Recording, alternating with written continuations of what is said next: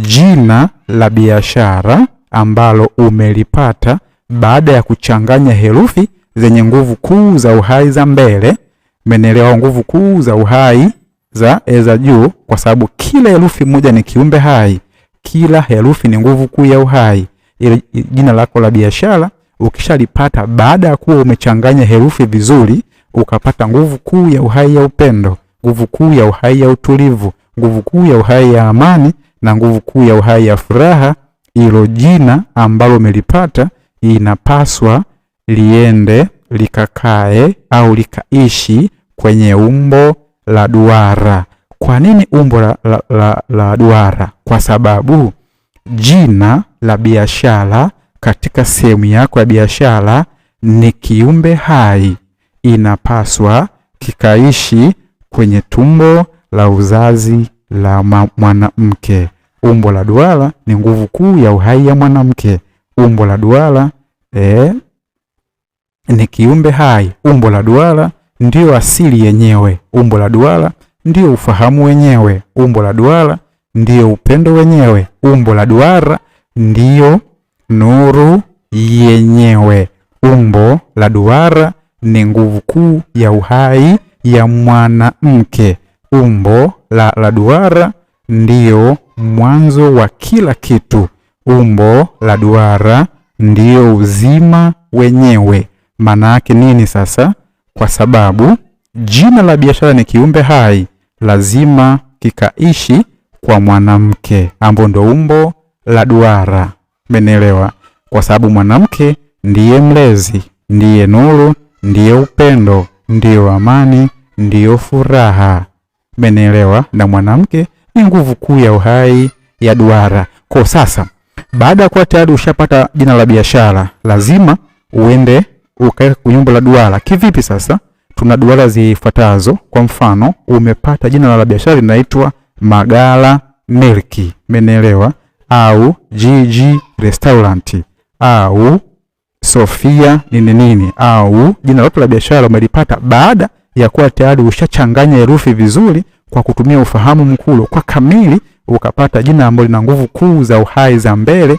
Hilo jina lazima likakae kwenye umbo la duara, aidha duara ya mkato tu chini, au duara pembeni tu kidogo, duara robo, au duara ya upande huu, au duara ya upande wa juu, au duara kama mpira, au duara kama yai, au duara kama embe, au duara kama nyanya, au duara kama tikiti, au duara kama tango. Kwa nini? Kwa sababu duara ndio mwanzo wa kila kitu.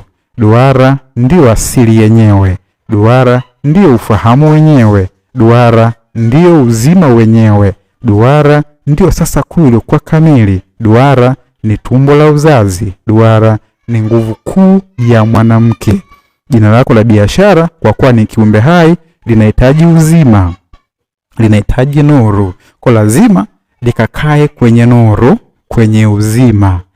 Wapi huko? Kwenye umbo la duara. Na ndio maana kwa wapenzi wa mpira nadhani mtakuwa mnashuhudia mpira huanza kwenye umbo la duara, kwa maana nguvu kuu ya uhai ya mwanamke, na mpira wenyewe upo katika umbo la duara. Viwanja vya mpira vipo katika umbo la duara. Jua lipo katika umbo la duara, ambapo jua ni nguvu kuu ya uhai ya mwanaume.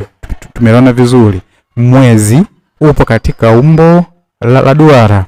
Profile yako katika mitandao ya kijamii ipo katika umbo la duara. Sahani zako zipo katika umbo la duara. Bakuli zako zipo katika umbo la duara. Taa zako zipo katika umbo la duara. Mimba yako kipindi natungwa ilikuwa katika umbo la duara. Ndoa yako ipo katika umbo la duara. Vitu hivyo vyote nini maana duara? Manake ni nguvu kuu ya uhai ya nuru, ndio ufahamu wenyewe katika asili kuu iliyokuwa kamili.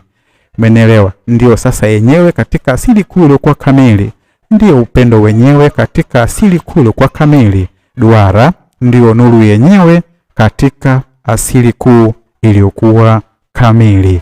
ili jina la biashara katika biashara yako liwe na uhai, liwe na nuru, liwe na amani, liwe na furaha, liwe na uzima, liwe na utulivu, lazima uliandike likiwa ndani ya umbo la duara. Nadhani tayari ushaanza kuvuta picha kwa nini makampuni makubwa huandika majina yao ya biashara ndani ya maumbo ya duara.